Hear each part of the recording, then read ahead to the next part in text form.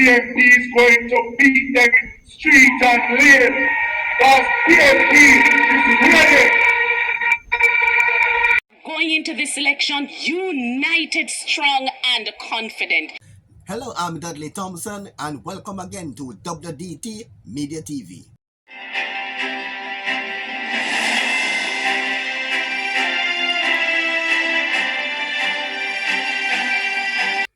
Welcome back to WDT Media TV. I'm Dudley Thompson. We're going now on the political scene as Jamaica's two main political parties, the PNP and the JLP. Both parties are confident that they'll be victorious in upcoming parish council elections.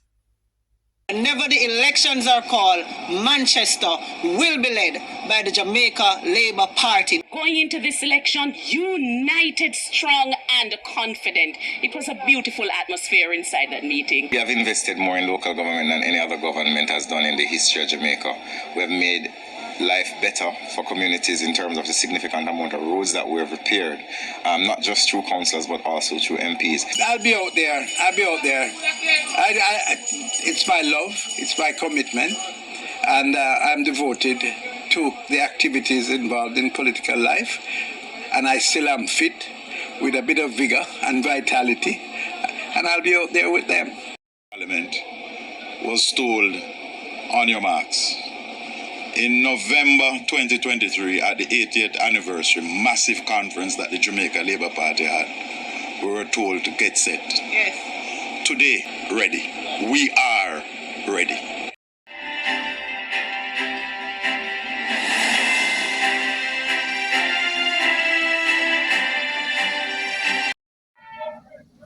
I feel confident. Everywhere I go, people on the road are telling me, you have to make it happen. You have to bring it home. And I'm saying, all of us have a responsibility to our country, to our families, to our communities, to make sure that Jamaica comes up of this path of a downward spiral of hopelessness and despair. Whether it be crime and violence, where this government has been an abject failure, where they've abrogated the rights of the people, year after year with states of emergency as a policing tool, and they're not getting the results. Murders are significantly higher every year under the Labour Party government than they were under the last PNP administration. We didn't do it by excusing states of emergency, by zozos, by curfews, by taking away the rights of the people. We did it by the Peace Management Initiative. We did it by Unite for Change, by going into the communities and empowering community leaders to help manage situations on the ground so they don't spiral out of control, by mobilizing all right-thinking organizations to support community development and to give people who are presently marginalized and excluded from society, give them a chance to come back into the center of society and move their lives forward. We need a training system in the country that trains our people to deal with the modern technology and the economy that is evolving in the 21st century. We must have a proper public-private partnership to develop training that will be relevant to the needs of the economy so that our youths can get work and get well-paying work. We need a labor system that respects the rights of workers and the rights that have been fought for over the years, in particular in the 1970s under Michael Joshua Manley. We need a primary school system that is first-class, world-beating primary school system. We can't have a situation where over 30% of our primary school children graduate and they can't read and write. Nothing can go so. Jamaica can't develop like that. And I don't hear anything from this government to solve that problem.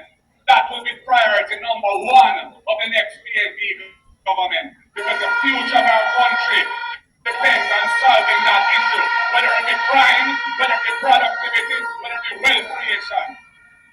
So comrades, believe you me. Coming in 2016, him come with the class.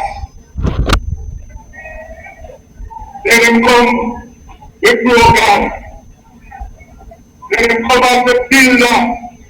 I wonder which mascot will come in the next election. Because whoever come PNP is going to beat them street and lane. But PNP is ready. Organization within the divisions is fine-tuned. We have been doing our polling, and at this time, the People's National Party is polling ahead in 12 of the 14 municipal corporations. I've heard the assertions from the Prime Minister and the Jamaica Labour Party saying otherwise. A party that is confident of winning the election doesn't continue to postpone it serially. And we are asking the government to ensure that they do not trample on the democratic process that we fought hard for as a country, and for them to announce the local government election. We have heard through sources that there is a plan to postpone the election until after the budget debate, with a view to continue this tour of making wild promises to the people of Jamaica.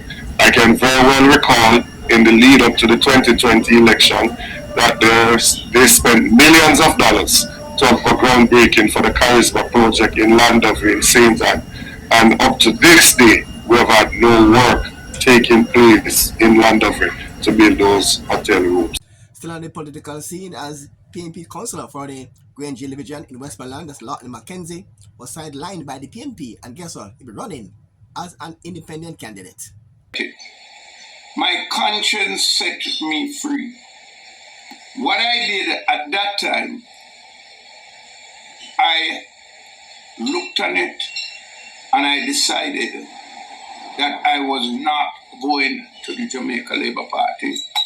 And I still am saying I am not going to the Jamaica Labour Party. Mackenzie went on to say that the PNP is not straight and is not truthful. Promises. And I will deal with that at a later date. And there should be a shame. There should be a shame to what they say to me even before Christmas. Even before Christmas, what they have said to me, I will look upon them and I will campaign on that. Not straight, not truthful. The PNP's Dr. Dayton Campbell explained as to why Councillor Mackenzie was bypassed for Warren Littleton. Assessing the Grangeville division, we would have done our assessment, would have done our polling in there, and we were in the field up until Saturday, double checking some information from the Grangeville division. And when we made the assessment, Warren Littleton is in a comfortable position to bring home the Grangeville division for the People's National Party. And as such, based on what we had discussed before as to how we'd approach the settlement of the division with Littleton and Councillor Mackenzie, we made a decision to present Warren Littleton. I am sure that there is some disappointment that Councillor Mackenzie must be feeling, because you do get disappointment when you have unmet expectations. And I know he wanted to run, but I still want to go on the record to say that we thank him for his contribution. I'm encouraging him and his supporters to support the party that they've been loyal to for years. Prime Minister Andrew Holness is talking tough against gangsters and extortionists, saying that no extortion will be tolerated on the new Spanish Town Hospital site. Let me tell all the gang members who are licking their lips, looking on at big fat contracts to come, none of that will happen here.